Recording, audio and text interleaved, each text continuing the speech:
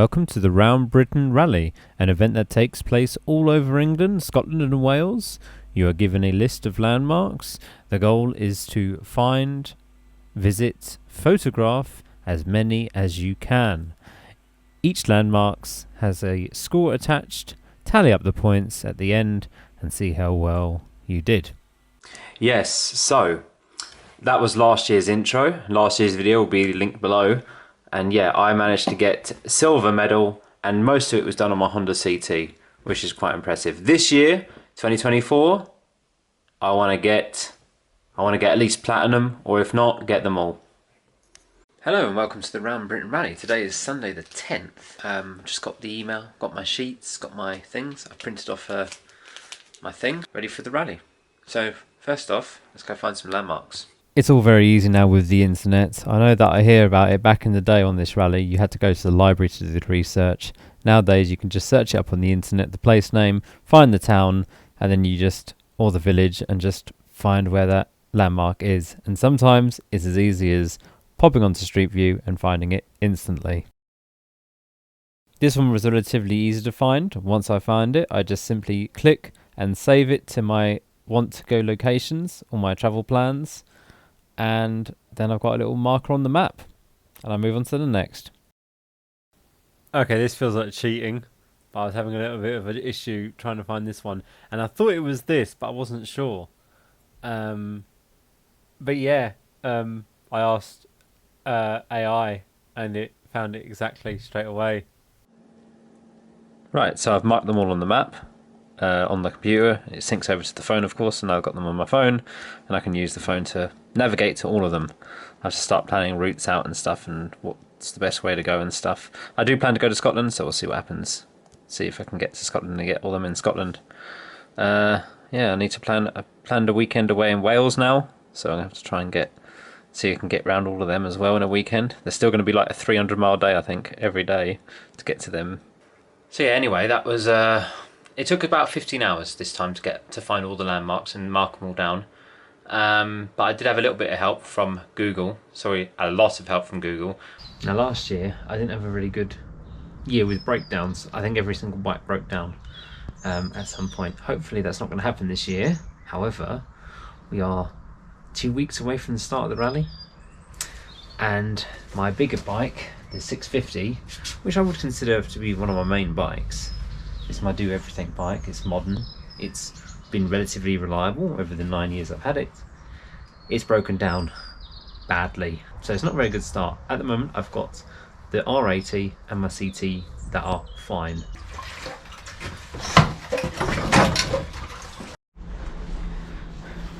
Right, so I need to give this a service and get it ready.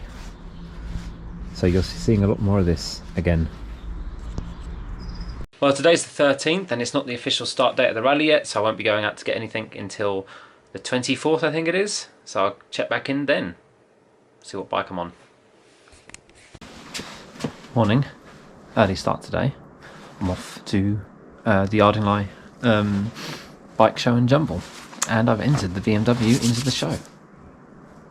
Right, let's go, because I'm going to be late otherwise.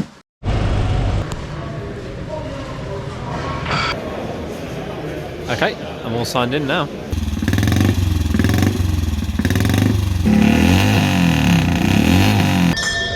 Nice little bottle opener. Nice little toolkit.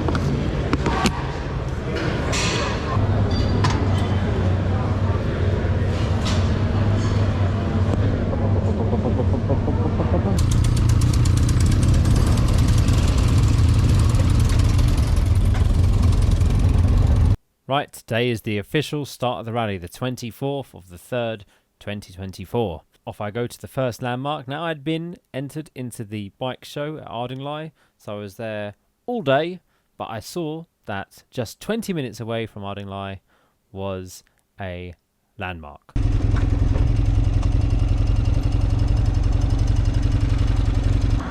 Right, first landmark. Ugh. Built in 1473, and it was last used in 1882 to detain poachers. So basically just kind of like petty offences. The drunk tank, if you want to call it.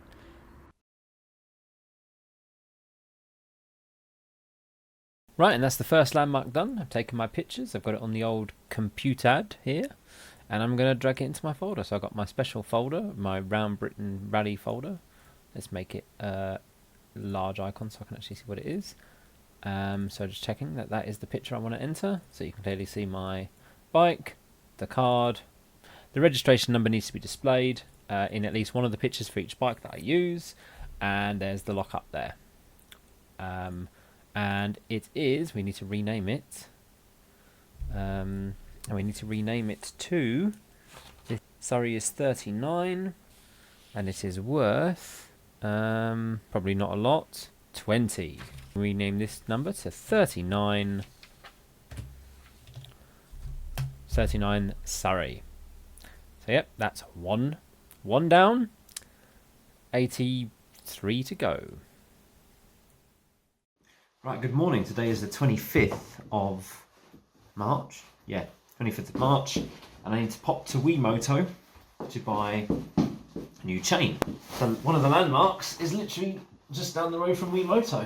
Pop down, get myself a new chain for the CT, and get a landmark. One chain. There it is. Shown by sea. 10 minutes away.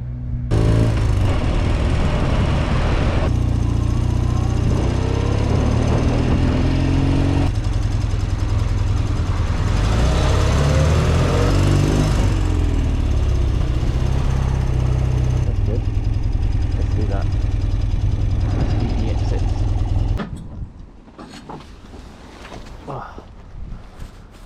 There we are. This memorial is dedicated to all the British, Commonwealth and Allied servicemen and women who gave their lives during the First and Second World Wars. The propeller is from a B-26 Martin Marauder bombardier, which came down in the English Channel in June 1944.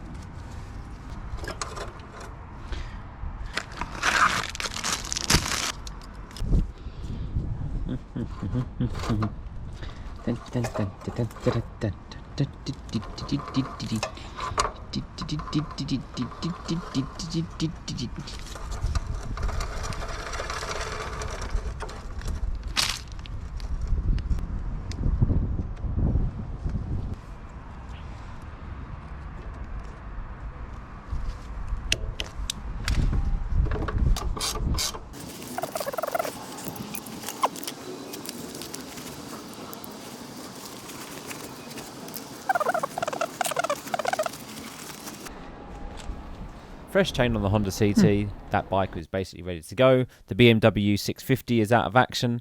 And then unfortunately, a week and a half before a planned trip to Scotland, my BMW R80, which I'd only actually finished about a month ago, or put back on the road a month ago, I noticed the pushrod seals were leaking quite badly. And I thought, you know what? I better get them changed. The 45-year-old rubbers had gone rock hard. So I took it round to Terence, a friend of mine, and we did it together. A week, just over a week to go. So here we are in your lovely workshop, Terry. Are you videoing now? I'm videoing you. So what's your language? Okay. There's your where your push rods go on. Yeah. Into these little buckets here. Yeah. But you see where the oil returns? Yep. Down there. And obviously if you put RTV, what you don't want to do is get it down them holes. Got it. We have the rare sight of Pezza doing some work. Only the mucky stuff. Yeah. It's getting covered in crap. And what he's doing now is putting a bit of sealant around the bottom seals, pushrod seals. Right, I think we're good now. Okay. So next job, boom, head. Gasket. Yep. I was just going to clean it up. You get the gaskets. I've had it off again We just coated. It's now 3:30. Jeez, we've been doing this for over 6 hours. About 6 hours now. We've been doing this, and now we've coated it in a load of sealer, a load more sealer on the outside as well. Let's see if that stops it this time. We'll leave that to dry though for a bit, I think. Yeah, we've got to do your foot peg, or you've got to do your foot Oh peg. yeah, do the foot pegs. And then what we do is I'll have a tidy up once setting. Yeah. Well, we've sealed it up as best as we can. Yep. So Out into the rain we go. out into the rain low. Lovely, the rain just started. Whee! Woo! How'd you start it? Key on. Where's the key? Oh, it's a bit weird. Let me get my helmet on and stuff I before. was just going to turn it around for you. Okay, and then hold the clutch in. Press the button. Yeah. Oh, I like this. Oh. See, it's idling a bit low now, isn't it? Oh.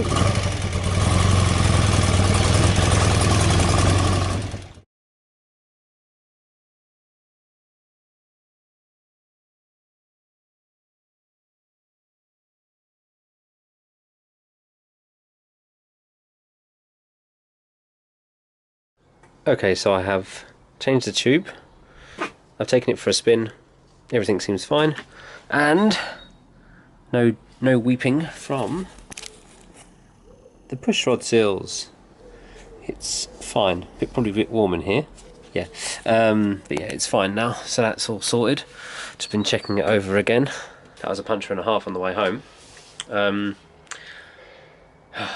Yeah, that was really annoying. Then a few days later, my right-hand wing mirror on the BMW R80 decided that it no longer wanted to be attached. The thread had kind of gone.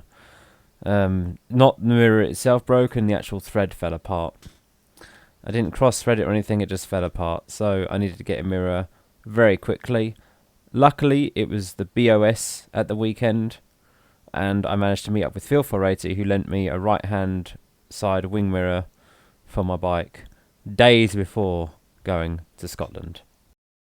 Thank you very much for watching part 1 of this series. I don't know how many videos there's going to be, but yeah, come back for the next part where I take the BMW R80 out for a nice big road trip up to Scotland and back, and trying to get all the landmarks on the way that I can. So yeah, tune in for part 2. See you then.